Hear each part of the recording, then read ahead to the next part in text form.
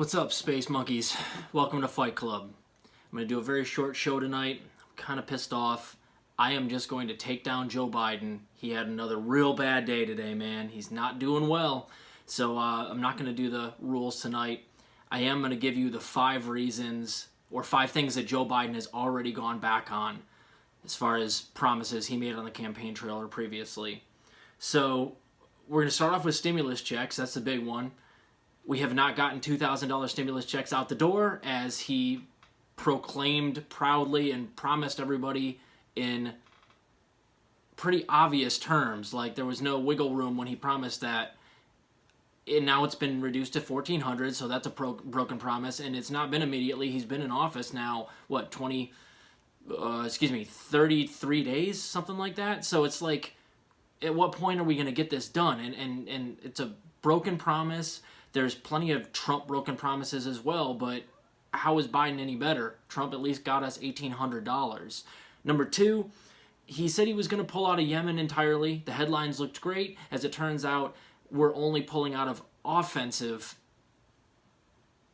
stratagems in Yemen, as if the Saudis and Yemen are at war, and it's not a genocide on the part of the Saudis. I don't understand that whatsoever, and in fact, General Lloyd Austin, our Secretary of Defense, formerly of Raytheon, was on the phone with the Saudi Minister of Defense yesterday, saying that we're not going to be, pulling out of anything like that. So we know that he's lying about that. And exactly what types of things are we pulling out of if it's just going to be the offensive stuff?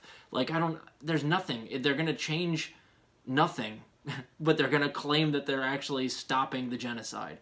Number 3, student loan forgiveness. So the other night on his CNN town hall, a woman asked him if he was going to fulfill, and this was not a campaign promise that he necessarily made on his own. He was pushed there a little bit. But, Chuck Schumer thinks that we should forgive $50,000 worth of student loan debt via executive order. Chuck Schumer. And Biden's like, no, I don't want to do that. And that's what he was asked about. He said he's not going to do $50,000. And he said he might do 10.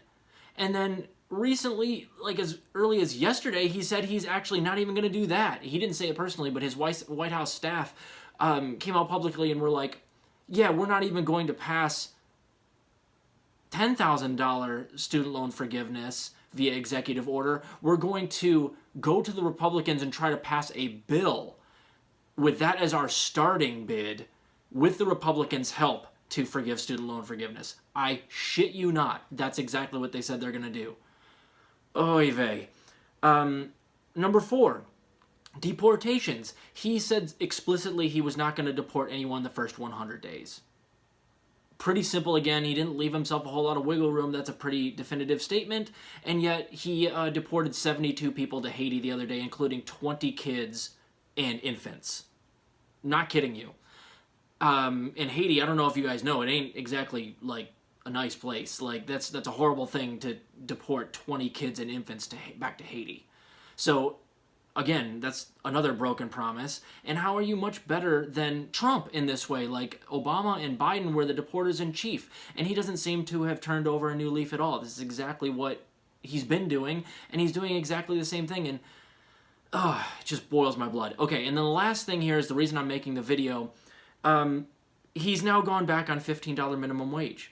And I have something in here from Mint Press News, and I'm going to quote you. He was going into negotiations with some of the mayors and governors trying to gain support for the $15 minimum wage, because he may or may not have to get governors on board to do it. And he wants to talk about things like, well, certain states need a minimum wage that might not be so high, while others need a very high minimum wage. So this is where the negotiations are happening, and you'd think that he would go in there and go, listen, we need a minimum $15 minimum wage, and we can work our way up and maybe talk about a $25 minimum wage for New York and California and other places that have very high standards of living. But no, as it turns out, he caved immediately. As soon as there was the first sign of reluctance from the Republicans on the part of minimum wage, $15 an hour, he caved immediately. And I'm going to read it to you right here. It says, this is his actual quote right afterwards.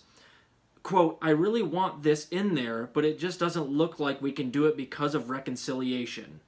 Right now, we have to prepare for this not making it in, end quote. He didn't even fight for one meeting. And $15 minimum wage is the floor, not the ceiling. So Joe Manchin looks like he's going to get what he wants. And like I predicted, I thought Joe Biden would get something like a $12 minimum wage while he was in office. It looks like that's going to be what happens. And it's because he doesn't care to fight for the $15 minimum wage. There is no reason he can't have it. The Democrats control Congress and we have the White House.